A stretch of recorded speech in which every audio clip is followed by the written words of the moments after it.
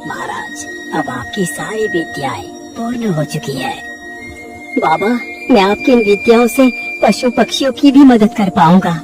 बाबा बोलिए, आपको क्या इनाम चाहिए? महाराज, आप इन विद्याओं का उपयोग जीव कल्याण के लिए कर रहे हैं, इसीलिए मुझे कुछ भी नहीं चाहिए। और महाराज, वैसे भी एक संत को मोह माया से दूर ही रहना चाहिए। अच्छा बाबा, अब मैं चलता हूँ। रुकिए महाराज, आप मेरी एक बात सुनते जाइए। बोलिए बाबा, क्या बात है? महाराज, आपने इस विद्या को सीख तो लिया है, लेकिन याद रखना, यदि आपने इस विद्या के बारे में किसी को भी बताया या फिर इसका जिक्र किया तो आप एक पत्थर में बदल जाएंगे। ठीक है बाबा, मैं किसी से भी इसका जिक्र नहीं करूँगा। इतना कहकर राजा वहाँ से निकल पड़ता है।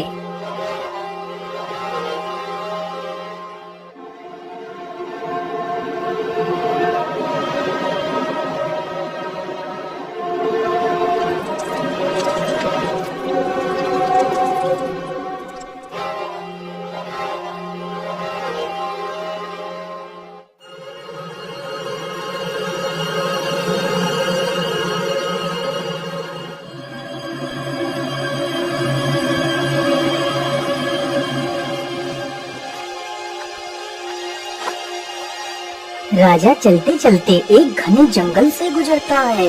राजा ने उस साधु से पशु विद्या सीखी थी, जिससे राजा पशु पक्षियों की भी भाषा को समझ सकता था।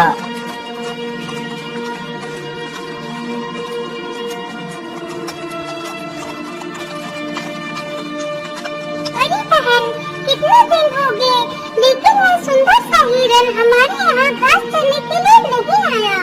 अरे बहन, क्या तुम्हें पता नहीं, कल उस हिरन को एक शिकारी ने तीर मारकर घायल कर दिया था। वह बेचारा भागकर उस पुरानी वाली गुफा में चला गया था। तब से वह उसी गुफा में पड़ा तड़प रहा है।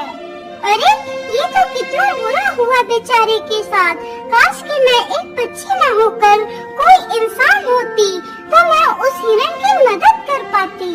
उन दोनों चिड़ियों की बात राजा के कान में पड़ती है। अरे चिड़िया, तुम किस हिरन की बात कर रही हो? मैं इस राज्य का राजा हूँ। इस नाते से मुझे मेरे राज्य में रहने वाले प्रत्येक प्राणी के सुख दुख का ख्याल है। मैं उस हिरन की मदद करूँगा। चलो चिड़िया, मुझे उस हिरन के पास ले चलो। इतना सुनकर वह चिड़िया राजा के आगे आगे उड़ती हुई जाती है।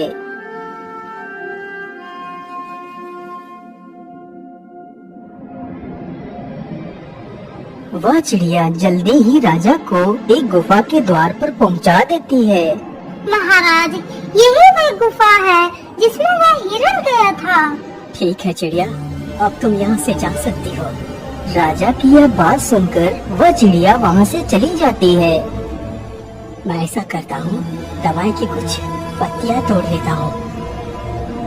इतना सोचकर राजा पौधों से कुछ पत्तियाँ तोड़ता है और जल्दी ही गुफा के अंदर घुस जाता है।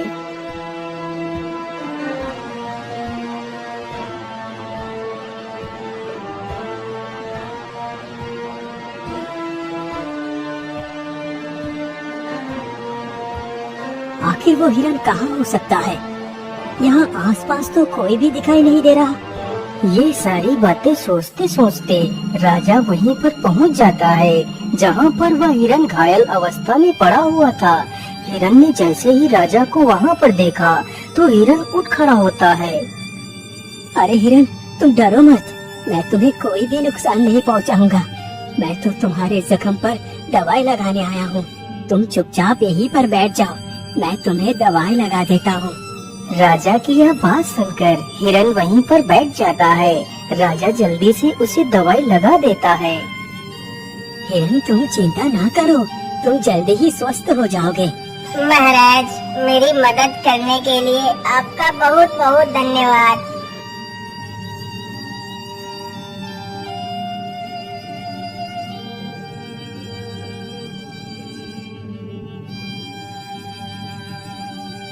अरे बाप रे बाप, सुबह से खेत जोतते जोतते तो मेरी हालत खराब हो गई है।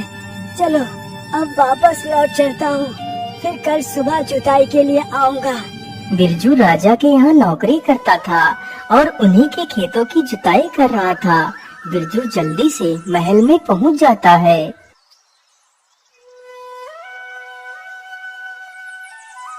अरे बिरजू, तुम तो कितनी धूप में काम करते हो। तुम बैलों को यहीं पर बांध दो और जल्दी से जाकर पानी पियो और थोड़ा सा आराम कर लो। इतना सुनकर बिरजू वहाँ से चला जाता है। अरे भाई क्या बात है, तुम इतना उदास क्यों हो? अरे भाई मैं तुम्हें क्या बताऊं, पूरे दिन खेतों में काम करते करते तो मेरी हालत ही खराब हो जाती है। पता नहीं इस काम से कब छुटकारा मिलेगा। भगवान का भी अनोखा न्याय है। मैं दिन भर खेतों पर काम करता हूँ और मुझे ये सूखा भूसा खाने को मिलता है, और तुम तो दिन भर अस्तबल में आराम करते हो, तुम्हें तो ये चने खाने को मिलते हैं। अरे भाई तुम तो खुद एक मूर्ख हो, क्योंकि तुम इतना परिश्रम करते हो और बदले में ये सूखा भूसा खाते हो। लेकिन भाई मैं मूर्ख कैसे हुआ? यदि काम नहीं करूँगा तो ये सूखा भूसा भी खाने को नहीं मिलेगा। अरे नहीं भाई, तुम तो कितने भोले हो।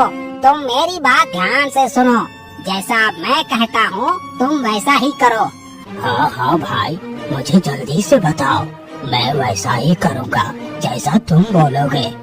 भाई कल जब वो किसान तुम्हें खेत पर ले जाने के लिए आए तो तुम झूठ मूठ बीमार होने का नाटक कर लेना।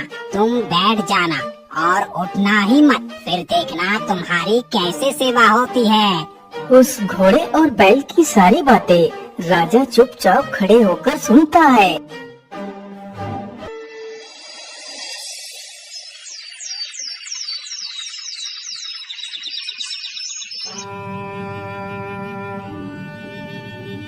अगली सुबह ही बिरजू बैलों के पास जाता है तो देखता है कि एक बैल बड़ा ही सुस्त है। अरे ये क्या, आज तो ये बैल बड़ा ही सुस्त बैठा है।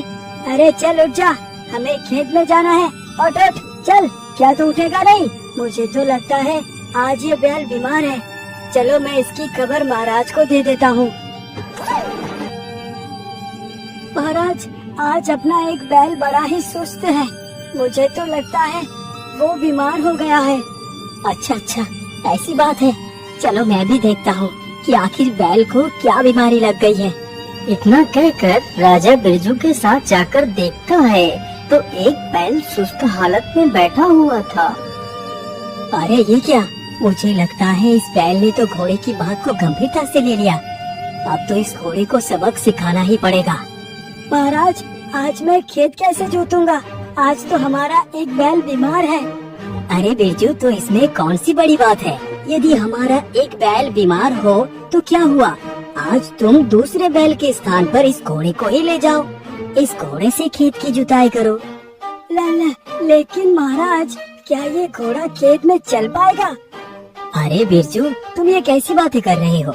यदि ये खेत में ना चले तो इसकी पीठ पर जोर जोर से 4-5 डंडे मारना, तो ये अपने आप ही भागने लगेगा। अच्छा अच्छा, ठीक है महाराज, मैं ऐसा ही करूँगा। आज इसी से अपना सारा खेत जोत कर आऊंगा।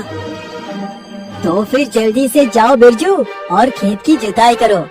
लेकिन महाराज, जरा सा घोड़े को चने खिला लो, फिर लेकर जाऊंगा। अरे नहीं बिरजू, आज चने घोड़ा नहीं खाएगा। आज चने हमारा बीमार बैल खाएगा। आज घोड़े को सिर्फ सूखा भूसा खिलाओ। ठीक है महाराज, जैसे आपकी इच्छा। बिरजू जल्दी से चने लेकर आता है और बैल के सामने रख देता है और घोड़े के सामने सूखा भूसा रख देता है। यह देखकर तो घोड़े की जान ही निकल जाती है। अरे इस राजा ने क्या कर दिया?